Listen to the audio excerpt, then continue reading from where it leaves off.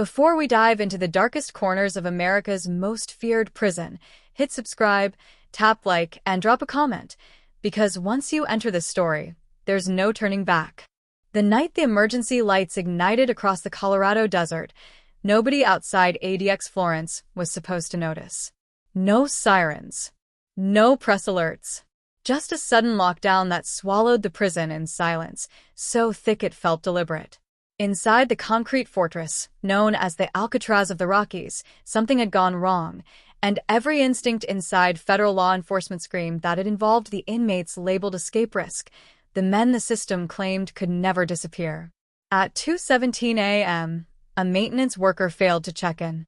By 2:29, a corrections officer reported an anomaly in a restricted corridor. Nothing dramatic, just a sensor that didn't behave the way it should.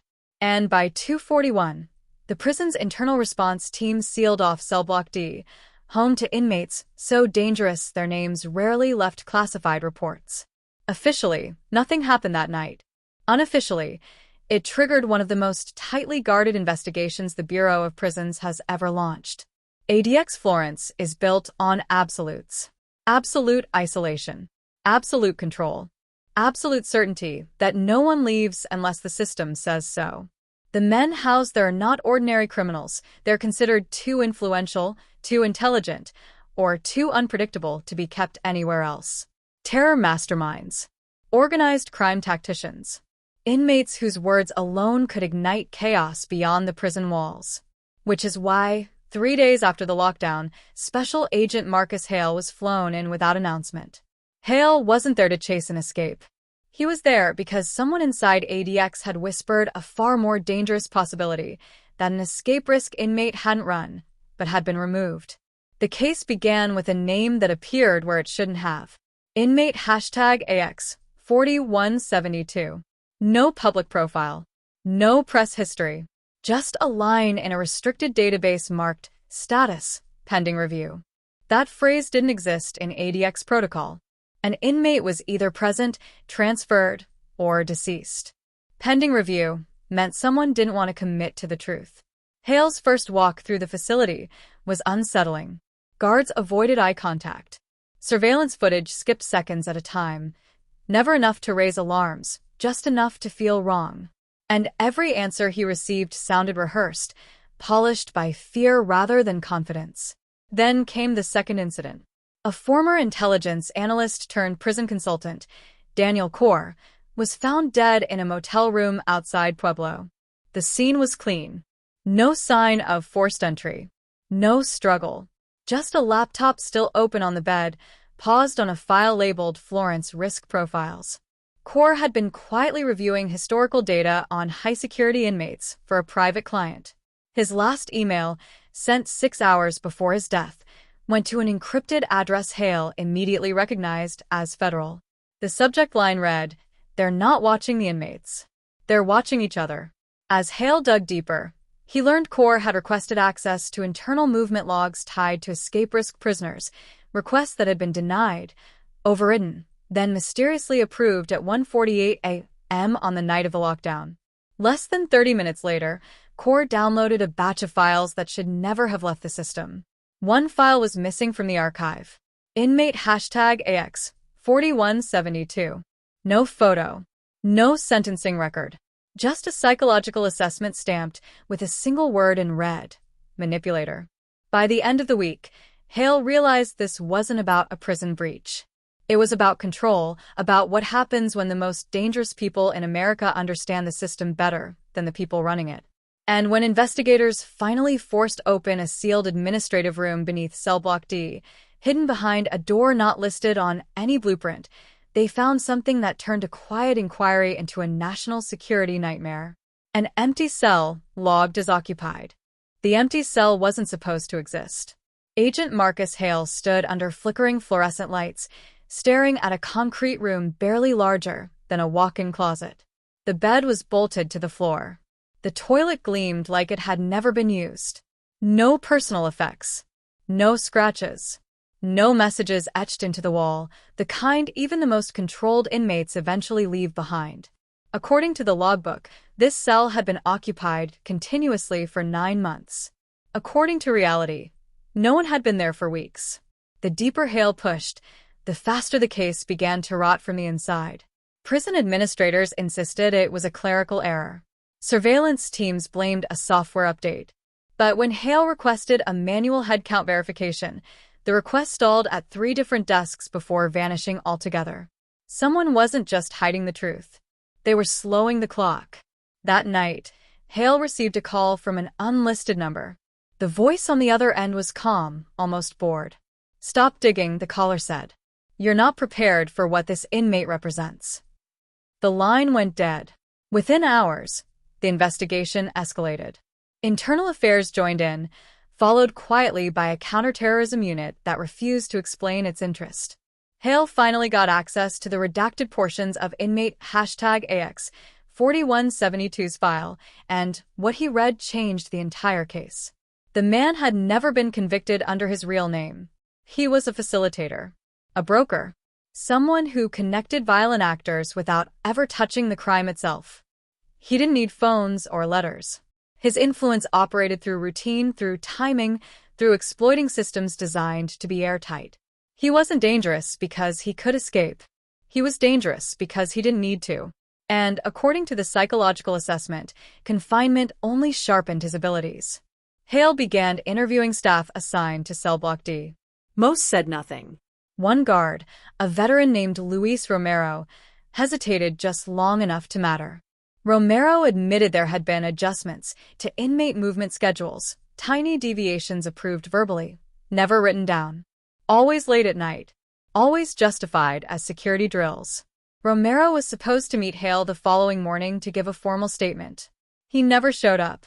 Romero's car was found abandoned on a service road leading into the mountains. Engine cold. Door unlocked. No signs of a struggle. The only thing missing was Romero himself and his security badge, which had been used 2 hours later to access a restricted monitoring room inside ADX Florence. That was when Hale understood the scope of the threat. This wasn't one inmate slipping through cracks. This was a chain reaction. Evidence disappearing. Witnesses vanishing. Protocols bending just enough to allow something impossible to happen without triggering alarms. The prison wasn't breached, it was being used. As federal teams scrambled to locate Romero, another discovery surfaced. A dormant data node buried in ADX's infrastructure, a shadow system that mirrored surveillance feeds and inmate logs in real time. It didn't store data. It redirected it. Whoever controlled it could make people appear present, absent, or invisible with a few keystrokes. The access trail didn't lead outside the prison. It led to an internal terminal last used on the night of the lockdown. By the warden himself. Confronted with the evidence, the warden broke. He admitted to following orders from above, though he refused to name names. The inmate, he claimed, had been reclassified under a contingency directive Hale had never heard of, one that allowed temporary removal without transfer records. Removed to where was a question no one answered. Then the call came in. Daniel Corr's missing file had been recovered from an offshore server. Inside it was a single message, time-stamped minutes before his death. He's not escaping. He's being positioned. And when they realize what he's already set in motion, it will be too late. As Hale read the final line, alarms echoed through the facility again, not from Cell Block D, but from outside the perimeter. Something was happening beyond the walls. And whatever inmate #AX 4172 had planned, it was no longer contained. By dawn, the perimeter alarms told a story no one wanted to hear. 3 separate federal databases, immigration, financial compliance, and transportation security, had logged coordinated anomalies within minutes of each other. Not hacks. Authorized actions. Overrides executed with credentials that trace back to people who were supposed to be asleep, retired, or dead. Agent Marcus Hale knew the pattern now. This wasn't chaos. It was choreography. As helicopters circled ADX Florence, Hale received confirmation that Luis Romero's badge activity had continued for hours after his disappearance, quietly opening doors that didn't exist on public schematics. Whoever held Romero wasn't interrogating him. They were using him until they didn't need him anymore. Romero's body was found later that afternoon in a dry riverbed miles from the prison. No wounds. No signs of struggle. Just exposure and silence. A message without words. Inside the warden's office, Hale pieced together the final truth. The contingency directive wasn't designed for emergencies. It was designed for extractions. For inmates deemed too valuable to remain incarcerated, but too dangerous to release. Men whose influence was more useful outside the system than behind bars, provided no one could ever prove they'd left. Inmate #AX 4172 hadn't escaped. He'd been deployed. The final confirmation came from a source Hale trusted only because he had no reason to lie. A senior intelligence liaison admitted that years earlier, ADX 4172 had cooperated in dismantling an international network, then rebuilt it from the shadows. His punishment wasn't confinement. It was containment until he was needed again. And now someone needed him. The shadow surveillance node was shut down, wiped clean within seconds of discovery.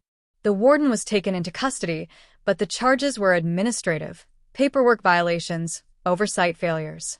Nothing that explained the missing inmate. Nothing that led upward. Official statements were released within 48 hours. No inmate had escaped ADX Florence. No breach had occurred. The lockdown was described as a routine systems test. Daniel Corr's death was ruled natural. Luis Romero's disappearance was deemed an unrelated tragedy. Case closed. But Hale couldn't close it. Weeks later, a sealed envelope arrived at his home with no return address. Inside was a single-page transit manifest stamped with an outdated federal seal. One passenger name was redacted, replaced by a handwritten note. "You are looking in the wrong direction." Attached was a security still from a European rail station, time-stamped 2 days after the ADX lockdown. The man in the image wore no restraints, no disguise. Just a calm expression and a posture that suggested ownership of the space around him. His face matched no database on record. But Hale recognized him instantly. Inmate #AX 4172. By the time international alerts were issued, it was already too late. Financial regulators reported subtle shifts in offshore accounts. Extremist cells long believed dormant began moving resources. Meetings happened without communication. Orders spread without messages. The system was reacting to a ghost. Hale submitted his final report knowing it would be buried. ADX Florence returned to silence. New inmates arrived. Old ones disappeared into routine. The world moved on, comforted by the idea that the most dangerous men were still locked away behind concrete and steel. But Hale knew better. Some prisons aren't designed to hold people forever. They're designed to hide the moment they're released. And somewhere out there, a man officially listed as incarcerated was shaping events no one could trace back to him, proving that the most dangerous escape isn't breaking out of a cell. It's convincing the world you never left one at all. If this story shook you, stay close. The next one goes even deeper. Hit subscribe so you don't miss what they never want uncovered.